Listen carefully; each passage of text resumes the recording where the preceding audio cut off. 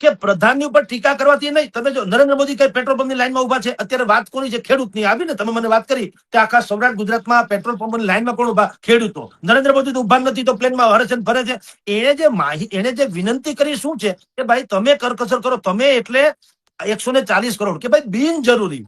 મારે ધારો કે અત્યારે રેસકોર્સમાં ગોલા ખાવા જવું, હવે ગોલા ખાવા ન જતું કઈ મરી ન જાવ, તો મારે એવી વ્યવસ્થા ઓછી કરવી જોઈએ. કોઈક હરવા ફરવા જાય, કોઈક અમસ્ત મજા રાતના લટાર મારવા નીકળે, પાન ખાવા જાય, તો આપણે તમે જાણો છો રાજકોટમાં તમે જાણો કોઈ હાલતું નથી. ડોક્ટર કહે તો જ હાલે, બાકી હાલવાની તો માં જ મરી ગઈ. અંદર ટેસડા જ કરે છે, 2 પડ્યા કે 4 પડ્યા.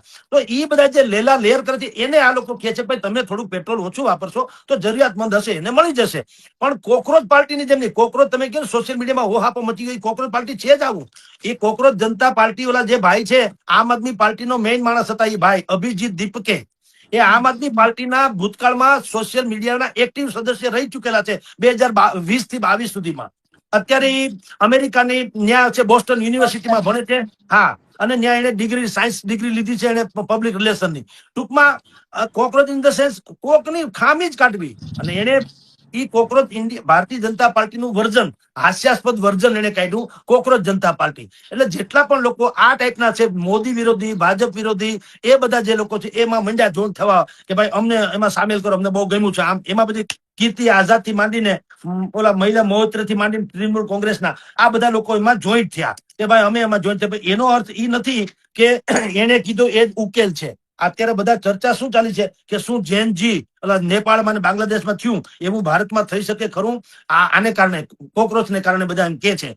તો મહુવા મોઇત્રા અને કીર્તિ આઝાદ ને તમે જુઓ, અનુરાગ કશ્યપ ને ઈશા ગુપ્તા ને આવા લોકો જે અમસ્તા જ તમે સીધી રીતે જુઓ તો ભારતીય જનતા પાર્ટી અથવા નરેન્દ્ર મોદીના વિરોધી છે. એ લોકોએ આમાં જોઈન્ટ થવાની કોશિશ કરી અને રાજાની કુંવરીની જેમ એ લોકોની સંખ્યા જે છે વ્યુઅર્સની રાતે ન વધી એટલે દિવસે એટલે રાતે વધી રહી છે. પણ આ બધો જુવાળ છે બેન. સાંભળો, એનો અર્થ એમ નથી કે ભારતમાં એવી ક્રાંતિ સંભવ છે, કારણ કે ભારતમાં કોકરોચ જેવા જેનજી નથી, બુદ્ધિશાળી જેનજી છે.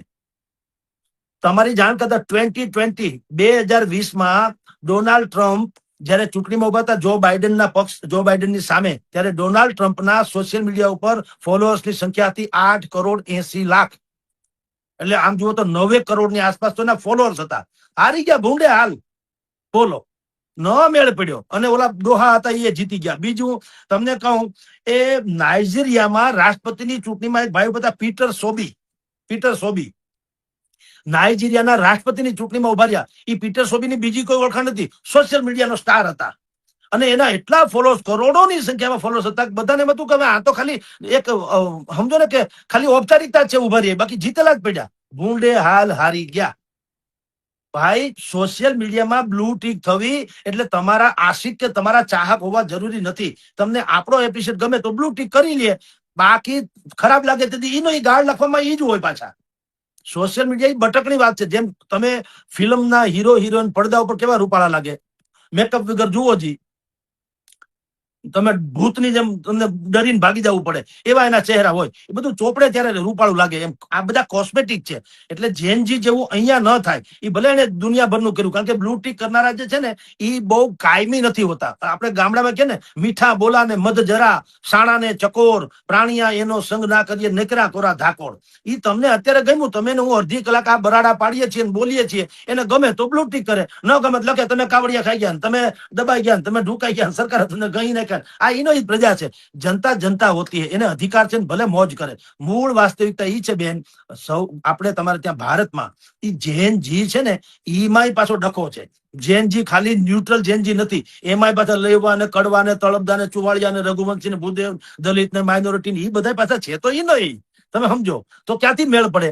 જેનજી એટલે બિલકુલ ન્યુટ્રલ અને હાવ સાફ લોકો હોય, યુવાન, જેને કોઈની યાર લેવા દેવા ન હોય તો ક્રાંતિ થાય. અહીંયા એવું સંભવ નથી. અહીંયા ચૂંટણી અલગ અલગ રીતે જીતાય છે, ખાલી જેનજીના આધારે નહીં. તમારી પાસે ચહેરો હોવો જોઈએ, વિઝન હોવું જોઈએ, સંગઠન હોવું જોઈએ, તમારી પાસે સારામાં સારું, તો તમારો મેળ પડે. હવે તમે કોઈ પણ ફિલ્મ જોવા જાઓ, કેટલાક લોકો તમે જો અમુક આજે તમે કોકરોચ વાળી વાત કરો છો ને, એ કેવું છે, ઓલું આશિકી ફિલ્મ આવ્યું હતું એક જમાનામાં, આશિકી. તમે જો એ આવ્યું એના સોંગ ને કારણે હાહાકાર મચી ગયો, પછી હીરો ક્યાં ગયો ને હિરોઈન કે એ રામ જાણે, પછી કોઈ દી મેળ જ ન પડ્યો. લવ સ્ટોરી કુમાર ગૌરવ નું આવ્યું તો હાહાકાર મચી ગયો, રામ જાણે પછી હું થયું. શું કામ? સોંગ બહુ સારા હતા. તો સ્ક્રિપ્ટ એ સારી હોય, સંગીત સારું હોય, દિગ્દર્શન સારું હોય અને ડાયલોગ સારા હોય તો, અને હીરો હિરોઈન પણ સારા હોય તો સંપૂર્ણપણે ફિલ્મ સારું હોય તો એ લાંબુ ટકે ને હિટ જાય. બાકી તમારી જાણ ખાતર ઘણી વખત અમુક વસ્તુ અત્યારે જે તમે કોકરોચ નું કે કોકરોચ સ્ક્રિપ્ટ બહુ સારી છે પણ કેવળ સ્ક્રિપ્ટ,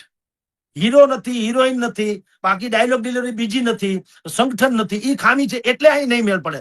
સ્ક્રિપ્ટ કેવી સારી છે એને તમારી જાણ ખાતર કોકરોચમાં શું કર્યું, એ લોકોએ એક શું કહેવાય એજન્ડા બહાર પાડ્યો કે અમારી કોકરોચ જનતા પાર્ટી એમાં ચૂંટણી ઢંઢેરો, એ ચૂંટણી ઢંઢેરો છે ને તમે વાંચો ને તો ખબર પડે કે આમાં અભિજીત દીપકે ખાલી મોરું છે, બાકી પાછળ તો આમ આદમી પાર્ટી અને કોંગ્રેસ જે ગણો તે એ લોકો છે.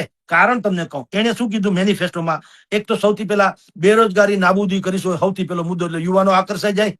પહેલો મુદ્દો આ. બીજો મુદ્દો એને કીધો સરકારી પરીક્ષામાં ધાંધલી જે છે થવા નહીં દે. હમણાં ઓલું નીટ નું પેપર લીક થયું એટલે એક તો એ મોકાએ વારદાત છે. આપણે ગામડામાં એક કહેવત છે કે ચા તળાનો અને ઘા નળાનો, એ કોઈ દી ખામી ના આવે. એક વખત તળાનો ચા એટલે ચા હાવ તળિયે જેવો ને એ ઘાટો રગડા જેવો રબડી જેવો ચા થઈ જાય. ચા તળાનો અને ઘા નળાનો. નળામાં તમે એક ફટકારો ને કોકને બઠો પડી જાય પછી હાલી ચાલી શકે નહીં. એટલે ચા તળાનો ઘા નળાનો. એની જેમ આ લોકોએ મોકાએ વારદાત. એક તો નીટની પેપર લીક થયું હતું, લોકો 23 લાખ છાત્રોમાં હાહાકાર હતો, કરવું શું એવી મુશ્કેલી. એમાં 15મી મેએ ચીફ જસ્ટિસ ઓફ ઇન્ડિયા સૂર્યકાંતભાઈ બોલી ગયા કે અમુક લોકો કોકરોચ જેવા સ્વભાવના હોય છે.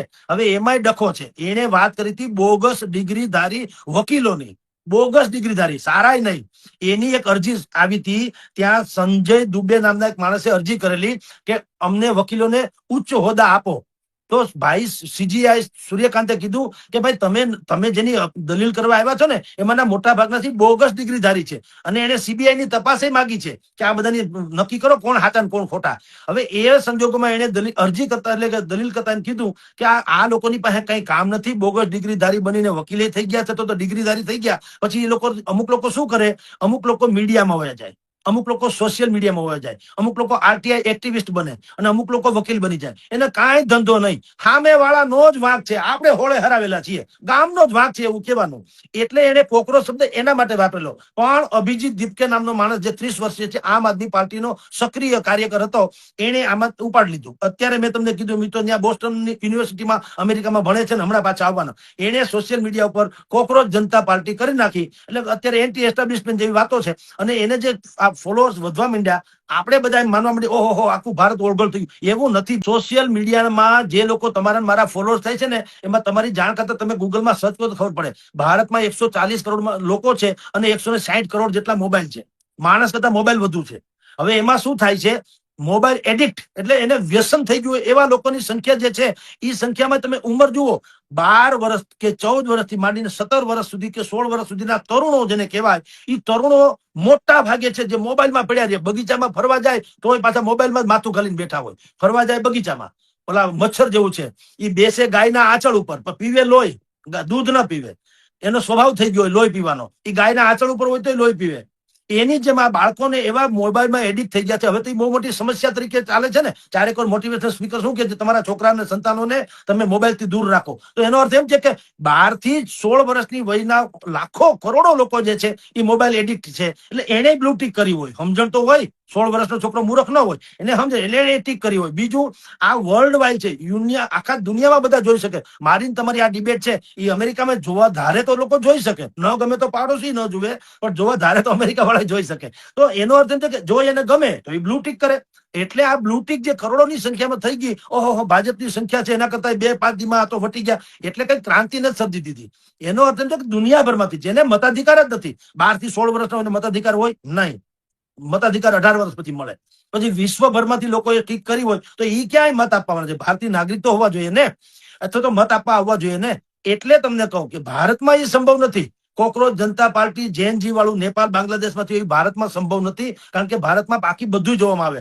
તમે કોઈ પણ માણસ, આપણે મૂર્તિઓ જોવા જાય તો એની લાયકાતમાં એમ હોય કે તમારી લાયકાત શું છે, કોઈ એમ કે ઉંમર લાયક છે એવું હાલે.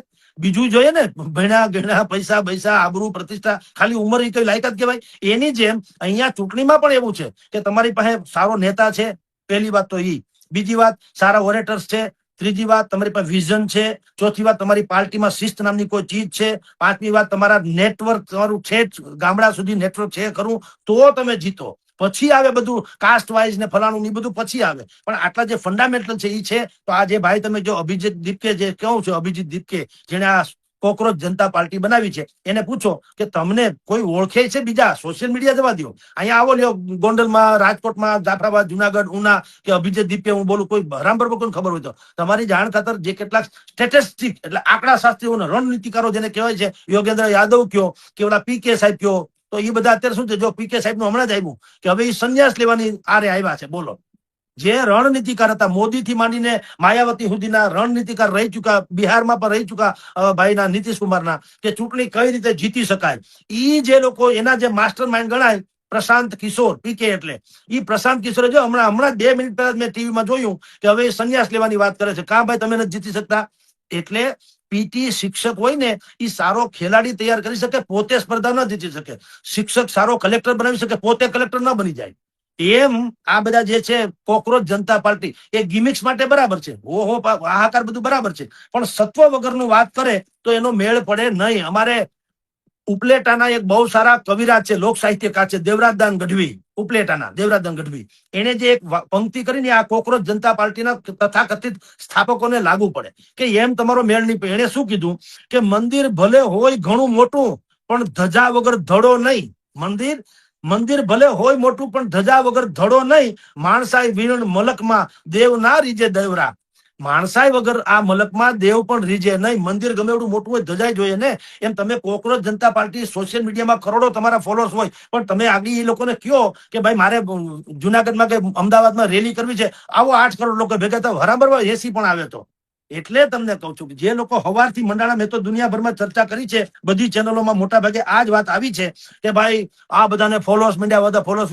આ ફોલોઅર્સ બધા છે ને એ બધા કેવા ઝાકળ જેવું હોય. એ ઝાકળ છે ને એનાથી કઈ ઘૂંટડા પાણીના ભરાય નહીં. એ તાજું તાજું લાગે, તરસ ન છીપાવી શકે. એટલે મીઠા બોલા ને મધ જરા, શાણા ને ચકોર, પ્રાણિયા એનો સંગ ના કરે, નીકળા ગોરા ધાકોર. આ બધું અહીં બેઠે બેઠે આમ કરવું છે એટલે મજા છે. તમે મેં કીધું એમ બોલાવો એ લોકોને કે હાલો આપણે અહીંયા રામલીલા મેદાનમાં 20 લાખ લોકોને ભેગા થવાનું છે. રામ બરોબર કોઈ આવે તો? કોઈ નથી આવતું. હમણાં બધું કોરોનાથી માંડીને અત્યાર સુધીમાં સ્થાનિક ચૂંટણી થઈ, આવી જ વાતો. કોકરેજ જનતા પાર્ટી ખાલી નામ જ નતું, બાકી દુનિયાભરના લોકો ચર્ચા કરતા હતા ભારતીય જનતા પાર્ટીની વિરુદ્ધમાં કે બહુ જ ભયંકર એન્ટી એસ્ટાબ્લિશમેન્ટ છે, આ વખતે તો મરેલા પડ્યા ને લોકો ત્રાહીમામ પોકારી ગયા. આ જીતા ટ્રીમન્ડસ બહુમતીથી, જેની કોઈ સીમા નહીં. એવી રીતે બધાની ડિપોઝિટ ગઈ આમ આદમી પાર્ટીથી માંડી કોંગ્રેસ વાળાને. તમે વિચાર તો કરો, કારણ કે એ લોકો ગ્રાસરૂટ લેવલ ઉપર એ લોકોનું નેટવર્ક છે. આ બધા છે ને ઉપર આમનમ છે, તમારી ઝાકળ જેવા છે. ઝાકળથી મેં કીધું પાણીની પ્યાસ ના બુજે, એ તાજું તાજું લાગે.